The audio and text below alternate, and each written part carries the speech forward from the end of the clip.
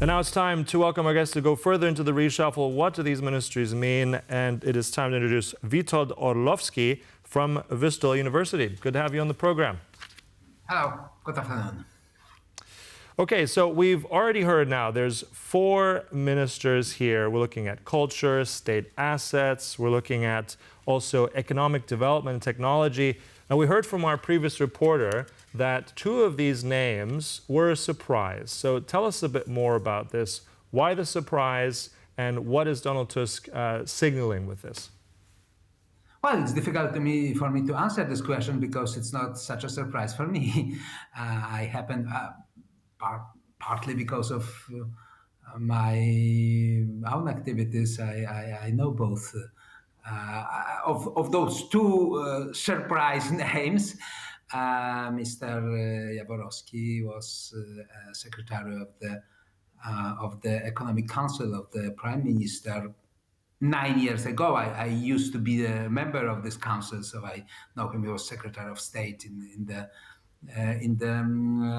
Chancellor of the Prime Minister. So he may be a surprise for people just searching for the big political names, because he's not a political name. He doesn't have a political name. He's an expert. The same, broadly speaking, about Hanna Wróblewska. It has been said already that she was the head of the art gallery, but somehow we should add something. This is not an art gallery. This is the Henta Gallery. This is one of the most important modern art galleries in state galleries in Poland. So it's kind of a national gallery of the modern art. So it's not a certain gallery. She's an expert and extremely knowledgeable historian of art, and with a big experience as a head of one of the biggest, most important national cultural museums. So in those both cases, at least for myself, it's not the story. The names are not known. Obviously, those are not people from the world of the politics, and that's why so many commentators kind of adjusted to the fact that the big names are in the politics only. With Tomasz Siemoniak, I'm not going to go. That's the political name, but that's not a surprise. Mr. Paszczyk, in a sense, it's not a surprise neither. I mean, he's a local government politician. He's actually changing places with another local government politician, so it's not a big difference. But the most striking nominations are Hanna Wróblewska and Jakub Jaworowski. And what does it mean? They replace in 2 ministries the very well-known politicians who took this position for a couple of months with special task. The Minister of Culture, surprise, surprise, this is not really the story about the culture, this is the story about the public media. And the same with, the Minister of State Assets, it's public enterprise, it's public firms. And in both cases, we had kind of a stable of August.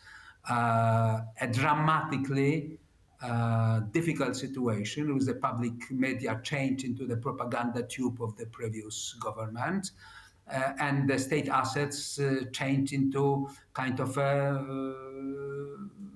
cash cow for the politicians.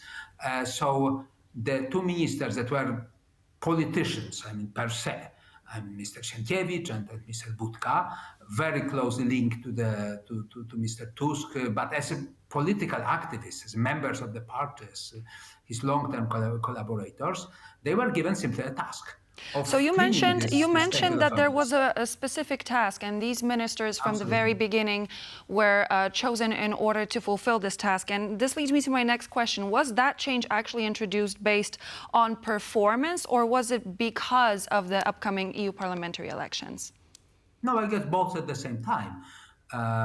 It's a good opportunity for minister who did a very difficult job, and he was given a task of doing it over a couple of months. It's a good, in a sense, a reward for him, and a very honorary way of leaving the post to go to European Parliament. What it does mean, I mean, both ministers did what they were expected to do.